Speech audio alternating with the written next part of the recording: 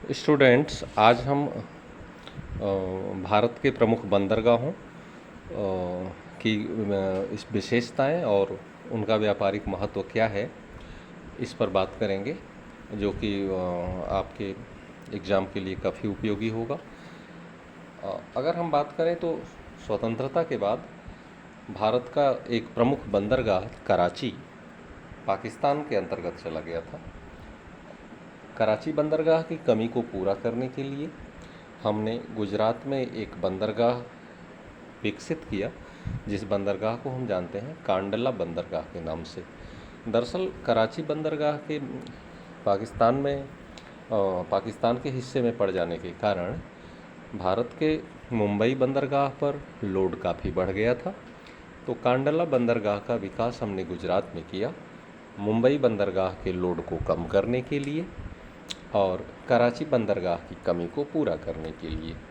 इस दृष्टिकोण से अगर हम देखें तो गुजरात का कांडला बंदरगाह काफ़ी महत्वपूर्ण है और कांडला बंदरगाह उत्तर भारत के विभिन्न राज्यों के आयात और निर्यात को संचालित करता है कांडला बंदरगाह। और इस कांडला बंदरगाह से जम्मू कश्मीर, हिमाचल प्रदेश, पंजाब, हरियाणा, राजस्थान, गुजरात के औद्योगिक व खाद्यान्न पदार्थों का आयात व निर्यात किया जाता है। तो और कांडला बंदरगाह को एक नाम भी दिया गया है, दीनदयाल पत्तन के नाम से ये बंदरगाह जाना जाता है। तो इस प्रकार से ये गुजरात का कांडला बंदरगाह, जिसका अपना व्यापारिक महत्व भी है और ये बड़ा महत्वपूर्ण है भारत के लिए। उसके आगे हम बढ़ते हैं तो महाराष्ट्र का मुंबई बंदरगाह। और हाँ, कांडला बंदरगाह के बारे में एक बात और आपको जानना चाहिए। कांडला बंदरगाह एक ज्वारीय बंदरगाह है। ज्वारीय बंदरगाह का अर्थ ये होता है कि ज्वार भाटा के द्वारा जहाज़ों का आवागमन बंदरगाह पर होता है। जब ज्वार आता है तो जहाज़ें आती हैं, और जब फिर ज्वार के साथ जब भाटा पानी उतरने लगता है तो जहाज़ वहाँ से निकलती हैं।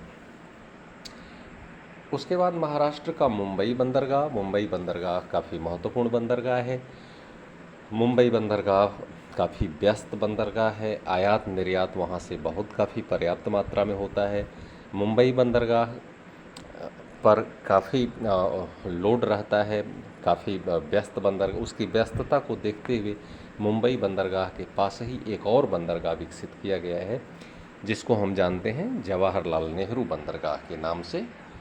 और मुंबई बंदरगाह को अगर हम बात करें तो ये प्राकृतिक बंदरगाह है, यानी प्रकृति प्रदत्त उसकी जो भौगोलिक स्थिति है, तटीय स्थिति है, वो इस तरह की है कि जहाज़ बिल्कुल किनारे तक पानी के जहाज़ आकर लग जाते हैं और सामान उतारने और सामान लादने का काम सुचारू रूप से चलता है। तो यहाँ से मुंबई और जवाहरलाल नेहरू बंदरगाह, इनका काफ़ी महत्वपूर्ण योगदान है भारत के व्यापार में, भारत की अर्थव्यवस्था के लिए। उसके बाद आगे बढ़ते हैं तो गोवा का बंदरगाह है मार्मागाओ। मार्मागाओ बंदरगाह लौह अयस्क के निर्यात में मार्मागाओ की महत्वपूर्ण भूमिका है और देश के कुल निर्यात का लगभग 50% लौह अयस्क निर्यात होता है यहाँ से, मार्मागाओ से, जो गोवा का बंदरगाह है। उसके बाद आगे बढ़ते हैं हम तो कर्नाटका में जो बंदरगाह है न्यू मैंगलोर बंदरगाह है। तो कर्नाटका में कुद्रेमुख नाम की खदान है, जो लोहे की खदान है।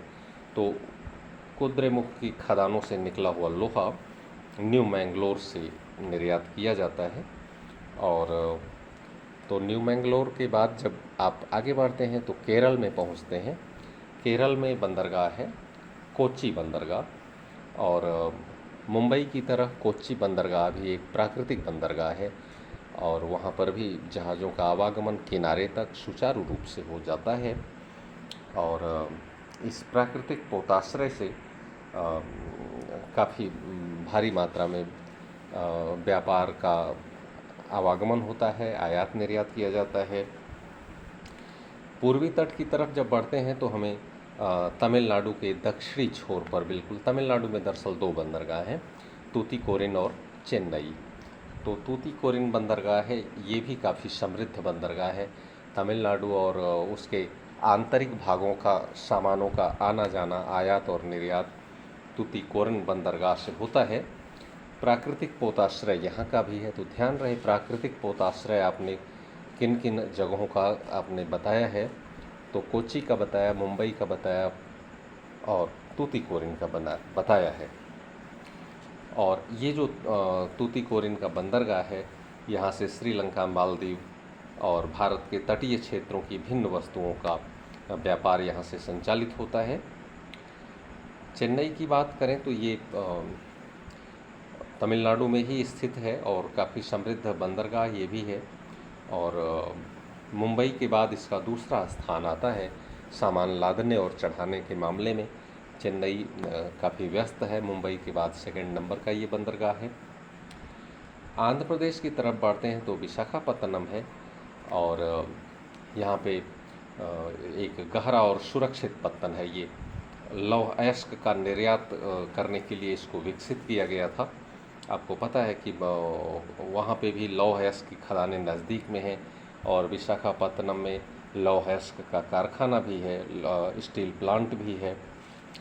तो विशाखापत्तनम के बंदरगाह की भी भारतीय अर्थव्यवस्था में, भारत के व्यापार में महत्वपूर्ण भूमिका है। उड़ीसा में पारादीप बंदरगाह है, यह भी लौह अयस्क का निर्यात करता है। तो अभी तक आपको बताया गया है न्यू मैंगलोर, मार्मागांव, विशाखापत्तनम एंड पारादीप, इन बंदरगाहों का उपयोग लौह अयस्क के निर्यात के लिए किया जाता है। और फिर पश्चिम बंगाल की तरफ अगर हम बढ़ते हैं तो कोलकाता एक बंदरगाह है वहाँ पे, और कोलकाता के ओवरलोड को कम करने के लिए हल्दिया में भी बंदरगाह को विकसित किया गया है। कोलकाता में स्थलीय नदीय पत्तन है। यह पत्तन गंगा ब्रह्मपुत्र बेसिन की बृहद समृद्ध पृष्ठभूमि को सेवाएं, तो पूरा नॉर्थ ईस्ट पश्चिम बंगाल, ये पूरा जो क्षेत्र है उसको कोलकाता और हल्दिया की सेवाएं मिलती हैं। और ज्वारीय पत्तन यह भी है। ज्वारीय पत्तन एक और पीछे बताया गया आपको, कांडला ज्वारीय पत्तन था। कोलकाता भी ज्वारीय पत्तन है और समय समय पर इसकी सफाई करनी पड़ती है क्योंकि ज्वार भाटा के साथ सिल्ट जमा हो जाता है यहाँ पे।